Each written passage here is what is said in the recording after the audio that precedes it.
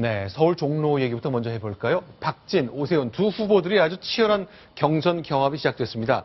자, 지지한 사람 때문에 진박 논쟁이 대구를 중심으로 시작됐는데 종로에서도 박진 후보가 이걸 활용했네요. 내 이름을 거꾸로 해봐라. 그러면 진박이다. 자, 일단 박진 의원이 내놨던 얘기부터 한번 봤으면 좋겠습니다.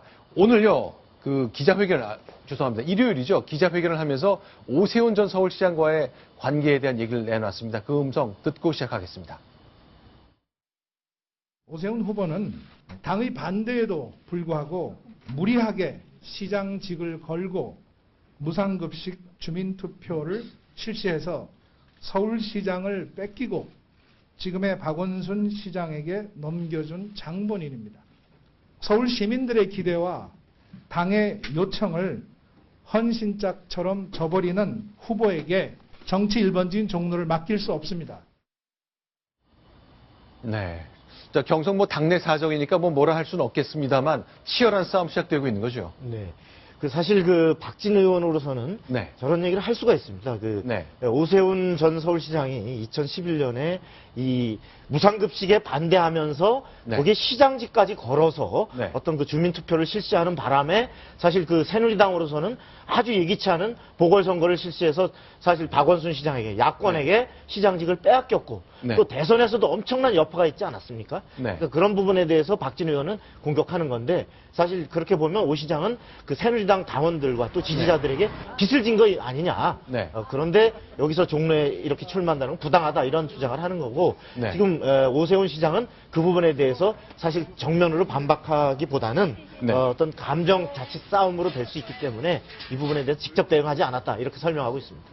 일단 두 후보들이 이제 예전에 국회의원 시절에 2004년 시절엔 좀 같이 의정 활동을 했었잖아요.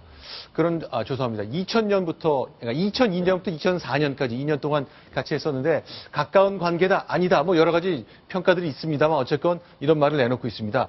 진박을 활용하는 마케팅도 여기서 시작된 겁니까? 그건 지금 얘기고요. 네. 2002년 대선 전반기에 제가 한나라당을 출입했었습니다. 네. 이 박진 전 의원 같은 경우에 당시 이회창 총재의 특보였습니다. 네. 이병기 대통령 비서실장과 함께 특보를 했었는데요. 네. 그때 박진 의원이 워낙 영어를 잘하기 때문에 네. 이 국제 담당 특보였는데 네. 그때는 찐박이라고 불렀습니다. 네, 진박이 아니라 네. 거꾸로 해서 찐박 이렇게 불렀었는데요. 네. 지금 상황에서 진실한 사람 또 진박 이것이 유행어니까 이름을 빗대서 진박 아닙니까? 이렇게 네. 얘기하고 있는 것 같습니다. 전반적으로 보면요. 이제 박진 의원은 여러 가지 이제 언론에 등장을 해서 자신의 주장을 굉장히 강하게 펴는 반면에 오세훈 전 시장은 좀 잘 안 보인단 말이죠. 아무래도 좀 지지도나 지명도에서 굉장히 앞서 있기 때문에 좀 여유 있는 행보로 봐야 되는 겁니까? 오 시장으로서는 선거 전략을 네. 박진과 직접 말하는 종로라고 하는 지역구를 놓고 다투는 모습보다는 네. 틈틈이 지금 박원순 시장을 공격하고 네. 또 전반적으로 예를 들어 무상급식이나 어떤 복지의 문제를 제기하는 이런 형태의 보다 이 선을 넓게 그리는 이런 형태를 통해서 자기는 대권주자 바로 새누리당의 지지자들과 당원들이 밀어줘야 될 네. 어떤 중요한 대권 자산이다. 네. 이런 컨셉으로 경선 자체를 아까 얘기한 핸디캡을 뛰어넘으려는 전략을 구사하는 것 같습니다. 일단 김무성 대표는 허엄지 출마를 구상해서 안대희 전 대법관은 부산에서 서울로 데려왔지만 오세훈 시장 설득하는 데 실패했던 거거든요. 대표로서 약간 좀 체면이 구겨지는 일 아니었나 모르겠네요. 지금 새누리당 김무성 대표의 어떤 총선 전략이라든지 네. 태도를 놓고서는 여당 지지자들 사이에서 굉장히 좀 말이 많은 것 같습니다. 이 오세훈 전 서울시장이라든지 안대희 전 대법관에게 험지로 나가달라라고 얘기를 했다면 10여일 동안 험지가 대체 어디인지, 험지를 나누는 기준은 어디인지 이것을 네. 명확히 제시해야 되는데요. 네. 바로 이 부분에 대해서 오세훈 전 서울시장이나 안대희 전 대법관이나 모두 불만을 강하게 표출하고 있습니다. 아무 말도 없이 2주 가까이 그냥 험지 출마를 권유했으니 있어달라. 네. 또 그 험지와 관련해서 아무런 얘기가 직접적으로 오고 가지 않았는데 언론을 통해서 계속 어디다 이렇게 나오는 것. 여기에 대해서 굉장히 불만들이 많은데요. 네. 이 김무성 대표가 어떻게 보면 리더십을 제대로 발휘하지 못했고 또 상대를 설득하는 데 있어서도 뚜렷한 정치력을 보여주지 못했다는 점 김무성 대표에겐 굉장히 손실이라고 봅니다. 자, 오세훈 전 시장은 과연 그렇다면 종로가 아니라면 어디를 권유를 받았을까? 어디도 확인되는 곳은 없습니다. 어디일 것이다라는 추정만 있는데 듣기로는 10개도 넘는 곳이 지정됐기 때문에 사실은 험지를 가라는 얘기인지 말라는 얘기인지 헷갈린다는 얘기까지 나오고 있는 상황인데요. 어쨌건 어제 김무성 대표가 신년 회견 가질 때 이거 나는 권했지만 오세훈 시장이 고집했다고 얘기를 하네요. 그 얘기 한번 들어보겠습니다.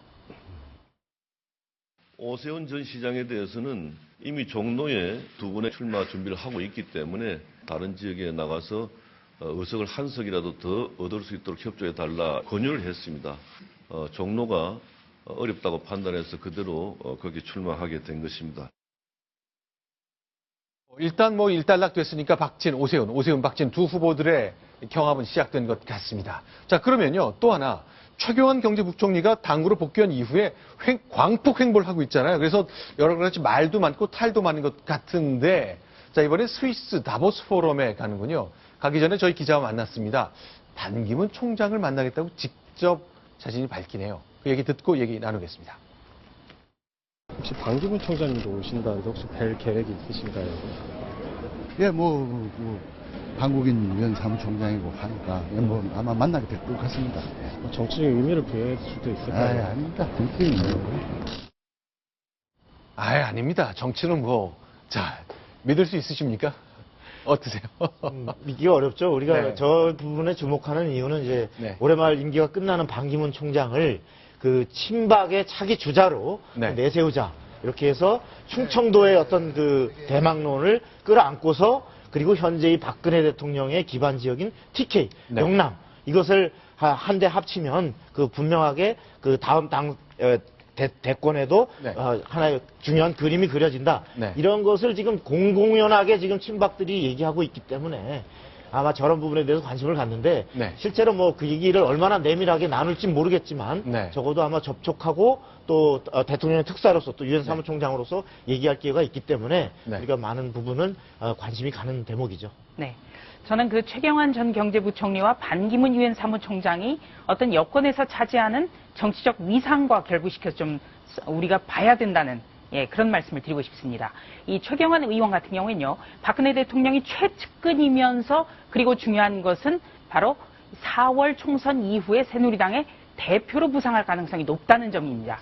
또 네. 반기문 유엔 사무총장 같은 경우는 올 연말에 임기가 끝난 뒤에 특히 이 친박 진영에서 대선 후보로 모셔야 된다는 이 영입론 그리고 꽃가마를 태워야 된다 이런 논의가 굉장히 많습니다. 그래서 어떻게 보면 4월 총선 이후에 일종의 대권 당권을 나눠서 가질 수 있는 그런 위치의 두 사람이 21일경에 만난다는 거죠. 네. 그래서 관심을 가질 수밖에 없습니다.